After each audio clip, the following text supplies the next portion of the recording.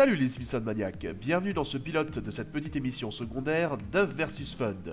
Le concept de cette émission est une critique comparative de deux épisodes avec de grandes similitudes, mais dont l'un est une réussite et l'autre un échec. Aujourd'hui, un voyage à New York. Homer contre New York, contre À la recherche de Lex.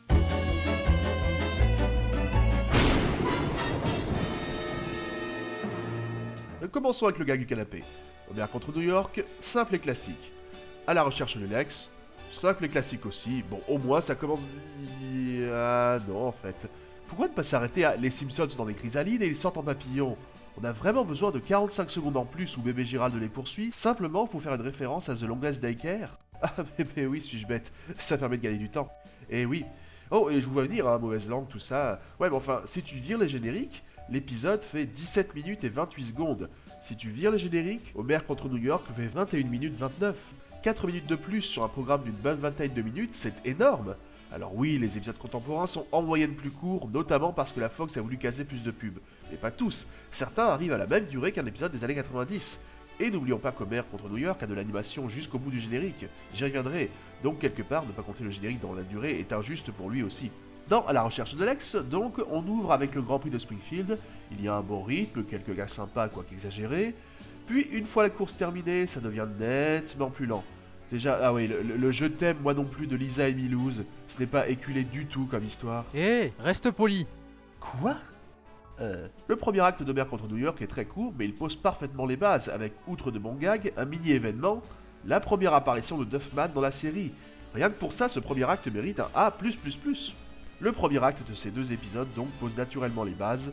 La famille Simpson va aller à New York, dans le premier cas pour aller chercher la voiture d'Homer abandonnée là-bas par Barney bourré, ce malgré le fait qu'Homer ait été traumatisé par un mauvais séjour là-bas des années plus tôt. Et dans l'autre cas... Ah oui, À la recherche de Lex tournera autour des amours de Bart, fantastique. Vu l'intérêt général des épisodes des amourettes de Bart, même le fait de voir des références à de vieux épisodes n'est pas très intéressant vu que ses petites amies sont plus ou moins gonflantes. Pourtant, avec toutes ces visites à ses ex, il y avait moyen de faire un passage sympa. Mais non, la liste n'est même pas exhaustive et en plus on revoit... Non, je ne veux pas reparler d'elle, mon médecin me l'a déconseillé. J'accorderai aux rares détracteurs d'Homer contre New York que les deux épisodes semblent surtout être l'occasion de voir New York. Dans les deux cas, on a trouvé des péripéties, mais sur le fond, c'est pour le voyage et en découler autant de situations rocambolesques que possible, plus que pour avoir une intrigue. Seulement, il y a une légère différence de traitement, hein. Les Simpsons arrivent donc à New York. Je sais que certains sont, rétrospectivement, mal à l'aise avec l'idée de voir les deux tours dans Homer contre New York. Mais alors que dire de ce gag d'À la recherche de Lex ? Tu adores New York.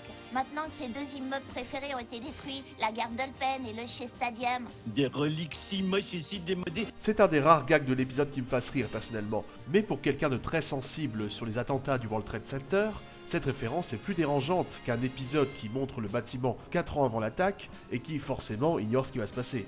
Bref, À la recherche de Lex fait beaucoup de références à d'anciens épisodes, mais bizarrement, il n'insiste pas sur la haine d'Homer pour New York. Une haine que l'acte 2 d'Homer contre New York empire, entre toutes les amendes qu'il se prend et une attente interminable. Beaucoup de gags sont cultes, qu'ils soient visuels ou question réplique, et Homer contre New York fournit tout un stock. Mais parmi une réplique qui, bien que connue et moins culte, j'aime particulièrement celle-ci. Dès que la nuit tombe, tous les barjots ils perdent les pédales. Je sais ce que tu mijotes. Donc, dans ce deuxième acte, on a d'un côté Homer qui attend un agent de police pour régler ses amendes, de l'autre, Bart qui veut retrouver son ancienne petite amie pour retrouver son véritable amour qui n'est pas véritable, puisqu'à part vouloir le forcer à se marier, Marie lui était plutôt indifférente. Bah oui, dans l'épisode d'introduction du personnage de Marie, pour rappel, il aimait plus un bœuf qu'elle. Mais bref, il finit quand même par retrouver Marie qui, en VO, a une voix trop adulte comme presque tous les enfants qui apparaissent que dans un ou deux épisodes. Bien vite, elle finit même par chanter. D'un côté, Homer contre New York, c'est un grand numéro musical entraînant sur scène, justifié par l'envie des personnages de voir une pièce sur Broadway, et de l'autre, c'est une chanson oubliable que personne ne demandait à entendre, et qui est de toute évidence là comme bouche-trou pour atteindre une durée d'épisode à peine acceptable. Et là, quelle coïncidence, le jour où Bart la retrouve après des mois d'absence de Springfield, Cletus, qui avait lu le scénar à l'avance, la retrouve 2 heures plus tard, et pas devant chez elle, non, en plein milieu de la ville. New York est si petit. Le rythme en passant est bien tranquille quand le crescendo d'Homer contre New York, qui après avoir loupé l'agent de police finit par partir avec sa voiture, est magistralement orchestré d'un point de vue timing. plus les minutes passent, plus il devient dingue. Pour son histoire B, les scénettes de visite de la ville par le reste de la famille dans Homer contre New York ne sont pas mal du tout.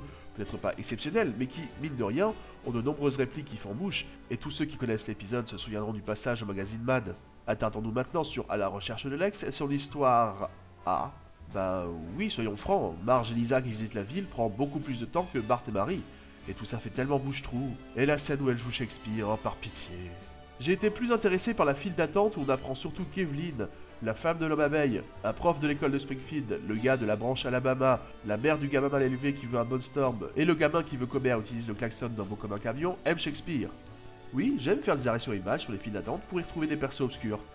Oh ça va, on a tous nos hobbies, hein. Là encore, le monde est petit, 8 personnes de Springfield se retrouvent dans New York. Ah, il y a aussi 2 clones à 2 endroits de la file, ou peut-être 2 frères jumeaux qui s'habillent pareil, séparés à la naissance et qui vont avoir de belles retrouvailles. Ça aurait fait une bonne intrigue. Parce qu'au final, encore une fois, on peut critiquer la simplicité relative de l'histoire d'Homer contre New York, mais elle est complète. Barney, après n'avoir pas pu boire pour reconduire les autres, est parti en vadrouille avec la voiture d'Homer, s'est bourré la gueule, l'a abandonné n'importe où, la famille va la récupérer, avec un bon contraste entre la journée pourrie d'Homer et celle du reste de la famille. À la fin de l'épisode, ils ont récupéré la bagnole. En fait oui, la bagnole c'était un vrai MacGuffin, mais ça a permis une virée inoubliable pour les fans.